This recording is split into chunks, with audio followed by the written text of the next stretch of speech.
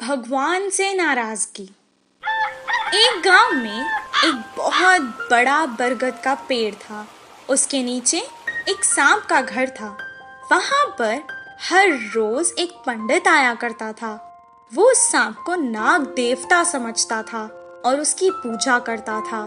सारे गांव वाले भी उसकी पूजा करते थे और पंडित की बहुत इज्जत करते थे। एक दिन अचानक बहुत तेज बारिश होने लगी। सबके घरों में पानी भर गया। सभी गांव वाले अपने अपने घरों को छोड़कर पहाड़ पर चले गए। तभी एक गांव का भला आदमी पंडित के पास आया और कहने लगा, पंडित जी, बहुत तेज बारिश होने के कारण हम सब के घरों में पानी भर गया है, इसलिए हम सब पहाड़ पर जा रहे हैं। आप भी हमारे साथ चलिए।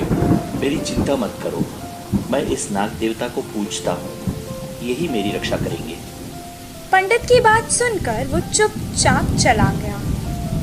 कुछ देर बाद एक आदमी गाड़ी पर आया और ब्राह्मण से कहने लगा, पंडित जी, बारिश बहुत तेज हो चुकी है, आप ठीक से खड़ भी नहीं पा रहे हो, चलो चलते हैं।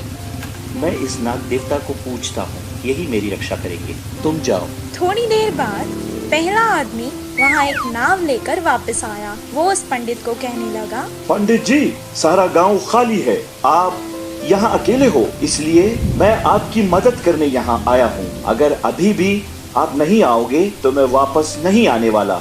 मैं इस नाग देवता को पूजता हूँ, यही मेरी रक्षा करेंगे, मैं तुम्हारे साथ नहीं आ रहा हूँ। पानी तेजी से बढ़ रहा था। अब पानी उसके गले तक आ गया था। उसे बहुत सर्दी हो रही थी और वो कपकपाने लगा और डर के मारे वो पास के एक पेड़ पर चढ़ गया। बारिश रुकने का नाम ही नहीं ले रही थी। वो बहुत गुस्से में कहने लगा, ओ शक्तिशाली नाग देवता, मैंने हमेशा आपकी पूजा की है और आप पर ही हमेशा भरोसा किया है। आज भी मैंने आप पर विश्वास किया था, आप मुझे बचाने नहीं आए। तभी एक देवी उसके सामने प्रकट हुई। पंडित, मैंने हमेशा तुम्हारी सहायता की है। मैं जानती थी कि तुम कष्ट में हो, इसीलिए मैंने तुम्हारी सहायता करने एक आदमी को भेजा था। तुमने उसके साथ जाने से मना कर दिया।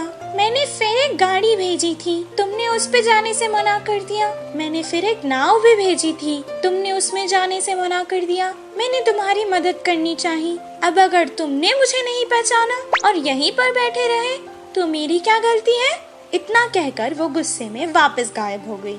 वो पछताताप करने लगा। कुछ देर बाद वो नाव वाला फिर से वापस आया। पंडित जी, आइए, मेरे साथ मेरी गाड़ी पर बैठ जाइए।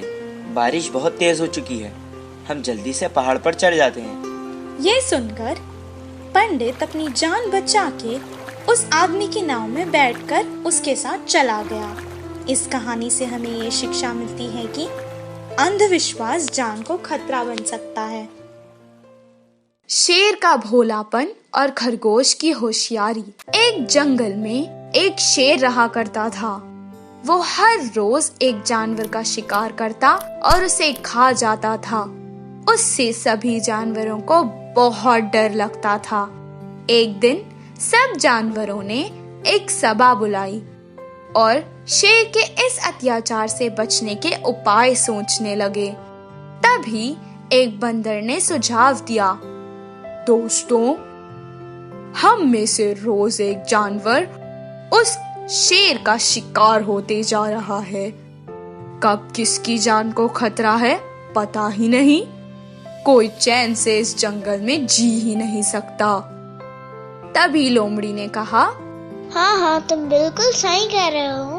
मुझे भी कुछ समझ नहीं आ रहा है कि इस समस्या से कैसे बाहर निकले। बंदर ने कहा, दोस्तों, सब मिलकर एक उपाय सोचते हैं। हाँ, ठीक है। उन लोगों ने एक उपाय सोचा और तुरंत लोमड़ी को शेर के पास संदेश देकर भेज दिया। सब जानवर उसे दूर से देख रहे थे। लोमड़ी ने संदेश शेर तक पहुंचा दिया। शेर तुरंत सभी जानवरों से मिलने आ गया। शेर जोर जोर से दहाड़ने लगा। सभी जानवर डरकर इधर उधर भागने लगे। वहीं कुछ जानवर जो बहुत हिम्मत वाले थे रुक गए। हाँ बोलो, मुझे क्यों बुलाया? क्या कारण है? मुझे बहुत भूख लगी है, मुझे शिकार करना है। शेर राजा, अगर हम जिंदा हैं तो हमें भूख तो लगेगी ही, और आप जो रोज एक जानवर का शिकार करके उसे खा लेते हैं वो भी सही है, पर आजकल आप जरूरत से ज्यादा ही शिकार कर रहे हैं। ये बात तो गलत है ना? आज से आपको शिकार करने की जरूरत नहीं है। हम एक एक करके खुद आपकी गुफा में आके आपका आहार बन जाएंगे। इससे आप अपनी भूख भी मिटा सकते हैं और हमें रोज रोज से डर से भी छुटकारा मिल जाएगा। जंगल के सभी जानवर इस बात से सहमत थे। उसे अब घर बैठे बैठे बिना कुछ काम किए शिकार मिल गया था। ये सोचकर वो मान गया। इसी तरह रोज एक एक जानवर खुद शेर की गुफा को चला जाता था। कुछ दिनों बाद एक खरगोश की बारी आई। बेचारा खरगोश बहुत डरा हुआ था। किसी तरह उसने हिम्मत दिखाई और वो शेर की गुफा के रास्ते चल पड़ा। रास्ते में उसे एक कुआं दिखाई दिया। कुएं में जब वो देख रहा था तो उसे एक उपाय सूझा।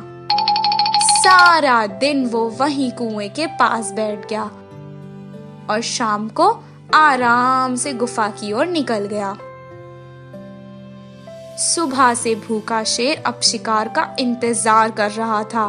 वो बहुत गुस्सा हो गया और जोर जोर से दहाड़ने लगा। जैसे ही उसने खरगोश को देखा, उसने कहा, क्या बात है, क्यों इतनी देर हो गई? शेर जी, मुझे माफ कर दीजिए। मैं सुबह सुबह आपकी गुफा की ओर निकल गया था, पर रास्ते में मुझे एक शेर दिखाई दिया। उसने मुझे खाने की बहुत कोशिश की शेर जी। मैंने उसे बताया था कि मैं आज आपका भोजन हूँ, पर उसने मेरी एक बात नहीं मानी। उसने कहा कि वो इस जंगल का राजा है और दूसरा कोई भी शेर यहाँ हक नहीं जता सकता।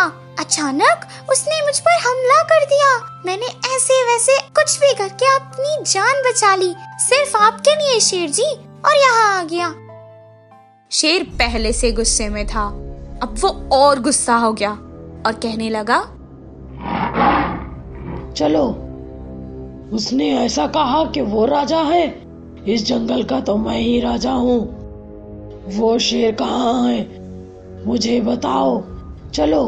खरगोश ने अपनी चतुराई से शेर को अपनी बातों में फंसा लिया और तुरंत उस कुएं के पास लेकर आ गया और कहने लगा कि दूसरा शेर इस कुएं के अंदर है। जैसे ही शेर ने कुएं में झांका, उसने पानी में अपनी छवि देखी और समझने लगा कि कुएं में तो दूसरा शेर है। वो जोर से दहाड़ने लगा। कुएं में उसकी आवाज गूंजने लगी और उसे लगा कि दूसरा शेर भी उस पर दहाड़ रहा है। उस दूसरे शेर से लड़कर उसे जान से मार देना चाहता था, इसीलिए वो कुएं में कूद गया। कुएं के पानी से वो बाहर नहीं आ पाया और वहीं मर गया। खरगोश ने बड़ी होशियारी से अपने और बाकी सभी जानवरों की जान बचा ली। जब वो वापस आया और सभी जानवरों को इसके बारे में सुनाने लगा, तो सब जानवर उसकी वाहवाही करने लगे और बहुत खुश हुए। उस दिन से जंगल के सभी जानवर खुशहाल जिंदगी बिताने लगे। इस कहानी से हमें ये शिक्षा मिलती है कि बल से जो हासिल नहीं हो सकता, वो अकल से हासिल हो सकता है। मुर्गी के आवाज से शेर का डर। एक घने जंगल में एक शेर रहता था। वो बहुत ताकतवर था। उसे देखकर हर एक जानवर बहुत डरते थे।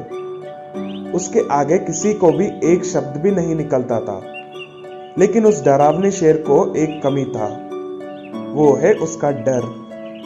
एक शेर को कैसा डर, ऐसा सोच रहे हो ना आप? लेकिन ये बात सच है। सुबह सुबह मुर्गी की आवाज सुनते ही एक शेर डर के मारे कांप जाता है। मैं जंगल का राजा हूँ और मेरा शरीर भी बहुत ताकतवर है। मेरा पंजा से कोई भी बच नहीं सकता। मेरा ताकत से पूरा जंगल ही डरता है। लेकिन क्यों मैं उस मुर्गी का आवाज सुनते ही डर रहा हूँ? ऐसा रोज वो शेर चिंतित होता था। उस डर की वजह से कभी कभी शिकार के लिए भी नहीं जाता था। एक दिन रास्ते में जाते हुए शेर को देखकर हाथी ने ऐसा पूछा, मृगराज, आजकल किसी चीज से डर रहे हो?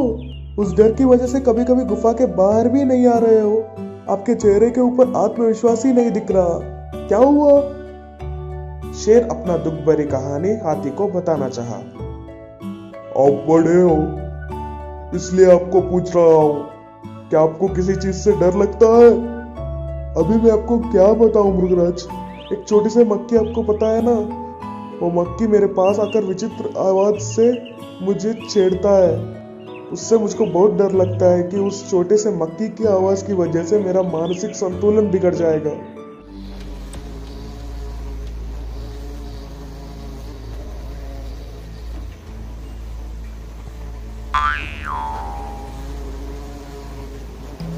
इसलिए मैं हर वक्त अपने खान को हिलाता रहता हूँ, उससे कोई भी मच्छर या मक्खी मेरे पास नहीं आ सकता, और अगर आने से भी मेरे खानों के अंदर नहीं जा सकता।